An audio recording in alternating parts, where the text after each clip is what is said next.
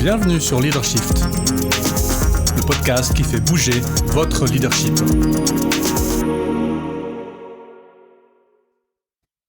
Bonjour, c'est Vincent, bienvenue dans un nouvel épisode de Leadershift. Je vous présente mes excuses pour mon absence des 2 dernières semaines, puisque j'étais en vacances et malade. Enfin, j'étais malade en vacances, c'était un peu un mélange des deux. Vous entendrez peut-être d'ailleurs certains restes dans le ton de ma voix aujourd'hui. Je vous propose le 4e épisode de la série Gérer son temps en tant que leader, puisque dans les épisodes précédents, nous avons parlé à l'épisode 136 de productivité durable, dans l'épisode 137 de charge de travail fantôme, de ce que c'est et de comment l'éviter, et puis l'épisode 138 des 4 domaines d'action, mobiliser son engagement personnel, penser stratégiquement, établir des relations et organiser l'action. Le problème avec ces 3 propositions, c'est de les faire durer dans le temps. Évidemment, comme tout changement, la permanence du changement est un vrai sujet. Et donc, nos 2 auteurs, l'article sur lequel je me base pour faire ces propositions, ont très sagement consacré le 4e opus de la série au changement de comportement. D'où le 4e opus, donc qui n'est pas consacré à une pratique, à un outil, à une méthode, mais qui est focalisé sur le changement apporté, sur notre manière de voir et d'être dans le monde. Et donc il y a 7 étapes dans ce cycle, qu'on verra l'une après l'autre. Connaître la raison d'être de son changement, créer sa vision personnelle, prendre acte de sa réalité, choisir son soutien, choisir ses stratégies de gestion du temps, agir et aller plus à fond. Alors, vous vous souviendrez peut-être que de l'épisode 37 à l'épisode 44, je vous avais proposé ma propre méthode, proposition de changement, plus globale, puisqu'elle n'était pas destinée à un sujet en particulier, mais c'était une espèce de tentative de consolidation de plusieurs méthodes de changement. Donc de changement individuel, on ne parle pas ici de changement organisationnel, qui était basé sur les 8 étapes même, se reposer, réfléchir, imaginer, démarrer, prendre de la vitesse, arriver, célébrer, recommencer. Évidemment, ces 2 méthodes sont compatibles, ces 2 manières de voir le changement sont compatibles, puisque le changement finalement c'est une série d'étapes qui passent toujours à peu près par les mêmes points. Alors, si on s'intéresse à ce que nous proposent nos 2 auteurs, la première étape, c'est de connaître la raison d'être de son changement.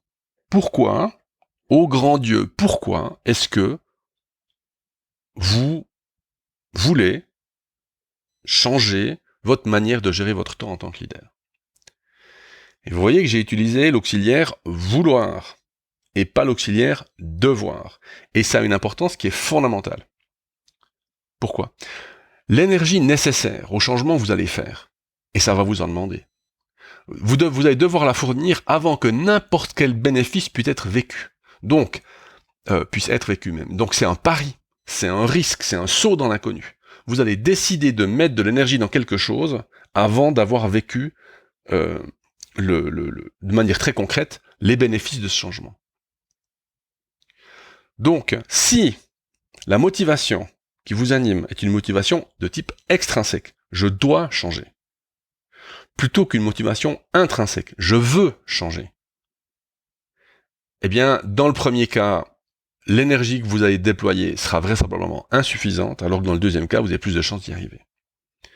On sait dans les théories de la motivation, qu'on a vu à l'épisode, je sais plus exactement, entre l'épisode 100 et 120, je crois, que les motivations extrinsèques sont déjà un début en termes de motivation, mais c'est pas idéal, puisque les motivations extrinsèques, souvent, viennent de l'extérieur et donc ne dépendent pas de nous. Et donc, il n'y a pas cette idée de permanence dans l'effort, alors que dans la motivation intrinsèque, elle y est.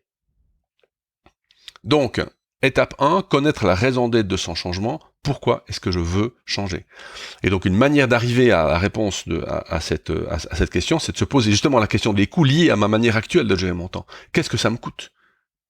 Qu'est-ce que ça engendre comme difficulté précise et concrète pour moi, pas pour les autres. Enfin, en tout cas, pas seulement pour les autres.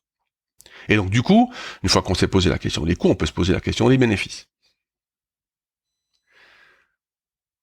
Et cette question-là nous fait transiter vers la deuxième étape, qui est l'étape de la création de la vision personnelle. Et quand je parle de vision personnelle, c'est très littéralement une vision personnelle. Ça veut dire que vous devez être capable de visualiser, par exemple, votre journée. Comment est-ce que vos journées de travail et de vie en général vont se passer suite à ce changement-là.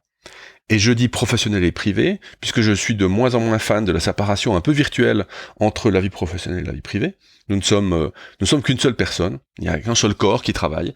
Donc, je pense que la séparation a lieu d'être, je dirais, en termes contractuels, pour fournir à l'entreprise, à l'organisation, ce pourquoi elle paye finalement, mais pour tout le reste, tout ce qui est énergie, tout ce qui est heures de travail, etc., ça je pense que c'est plus une question d'énergie à répartir dans le privé et le professionnel, plutôt que d'une espèce de séparation un peu virtuelle. Donc, comment est-ce que j'aimerais que mes jours se passent, de quand je me lève à quand je me couche ? C'est important de pouvoir visualiser ça. Comment est-ce que je me sentirai pendant ma journée, ma nouvelle journée ? Comment est-ce que je me sentirai à la fin de ma nouvelle journée, à la fin de ma bonne journée ? Et donc, vous devez répondre à ces questions en termes très précis et concrets pour rendre ce futur quasiment expérientiel. Puisqu'il s'agit d'un saut dans l'inconnu, cette volonté de changement, eh bien, là, on essaye finalement de diminuer l'incertitude liée au changement en vivant avant l'heure le résultat du changement. Étape 3, on va entrer dans le concret, prendre acte de la réalité. Attention à ne pas vous battre contre des moulins à vent. Épisode 92, CIA, contrôler, influencer, accepter, vous vous souvenez des 3 cercles de Stephen Covey. Si l'ensemble des sources de vos problèmes de gestion du temps se trouve à l'extérieur de vous, donc dans tout ce qui est choses dont je me préoccupe, mais sur lesquelles je n'ai ni influence ni contrôle, vous ne pourrez rien faire.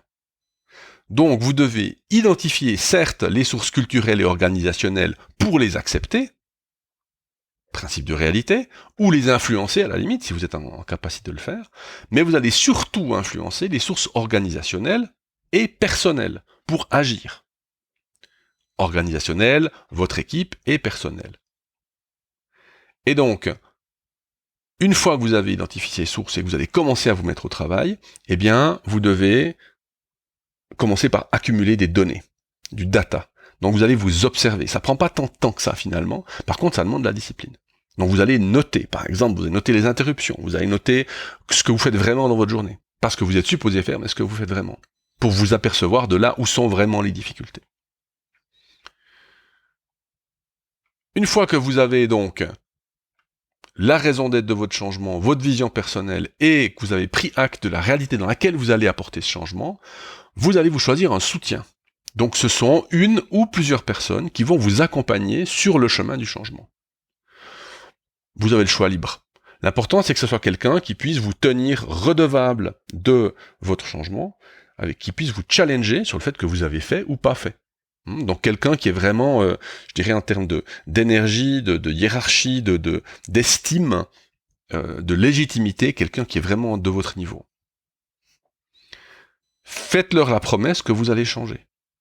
Première chose à faire dans la discussion avec cette personne, c'est leur exposer votre raison d'être personnelle, votre vision personnelle, votre réalité, donc les 3 premières étapes finalement, et puis faites-leur la promesse que vous allez changer. Pas que vous allez adopter une méthode ou une manière de faire, mais que vous allez atteindre un objectif, que vous allez donc devoir définir. Vous avez votre soutien, vous pouvez commencer, l'étape 5, choisir vos stratégies de gestion du temps, et l'étape 6, agir. Je les mets ensemble, puisque là, on va aller vite, puisque les épisodes 136 à 138 et sur le site coapta.ch, la partie campus, il y a toute une section gestion personnelle. Choisir des stratégies de gestion du temps, il y en a des dizaines, vous n'allez pas toutes les prendre. Absolument pas, vous allez en choisir certaines. Alors, il s'agit de tester. Donc vous allez choisir, donc vous en prenez autant que nécessaire, mais aussi peu que... autant que possible, mais aussi peu que nécessaire, d'accord ? Et vous allez les tester, les unes après les autres, ou certaines en même temps que d'autres. Par exemple, il y a peut-être un épisode dans lequel je vous dis comment lire votre mail, d'accord ? Eh bien, vous allez essayer, peut-être ça marchera pas. Eh bien, vous le faites pas. C'est pas parce que quelqu'un a dit que... Non, c'est votre système à vous, votre système personnel, votre système qui doit vous convenir à vous dans votre manière d'être. D'accord ? Donc, si une stratégie que vous avez choisie ne fonctionne pas, vous en changez sans aucun état d'esprit. Il n'y a absolument pas de problème. Ok ? Donc là, vous allez commencer à tester, etc., ou prévoir du temps dans votre calendrier, enfin, à mettre en place toutes les stratégies dont on a parlé, et en particulier celles des épisodes 136, 137 et 138.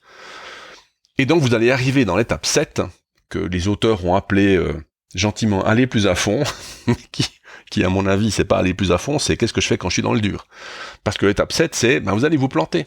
Vous allez oublier, vous allez ne pas faire, vous allez refuser, vous allez hésiter, vous allez même peut-être décider de renoncer, vous allez, voilà, ça va rater. Et c'est à ce moment-là que le changement commence vraiment. C'est quand vous allez être confronté au système que vous avez mis en place. C'est quand vous allez être confronté aux gens autour de vous qui ne veulent pas que vous changiez. C'est quand vous allez être confronté à vous-même, qui êtes trop à l'aise dans le système dans lequel vous êtes actuellement. C'est là que le changement va vraiment commencer.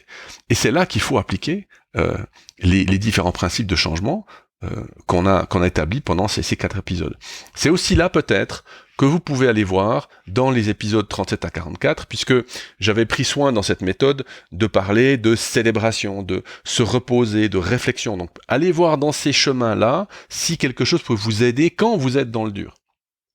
Dans cette étape 7, allez plus à fond, quand vous êtes dans le dur, c'est là que votre soutien va être utile. C'est pour ça que les auteurs, dans leur sagesse, ont proposé cette étape 4. C'est pas juste pour aller boire un café avec quelqu'un, bien sûr que c'est aussi pour ça, mais c'est aussi pour, quand je suis dans le dur, je n'y arrive pas. Que vous ayez quelqu'un qui vous rappelle, quoi ?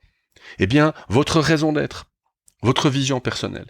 Et si vous apercevez dans l'étape 7 que finalement, vous n'avez pas la motivation, c'est vraisemblablement parce qu'elle est extrinsèque.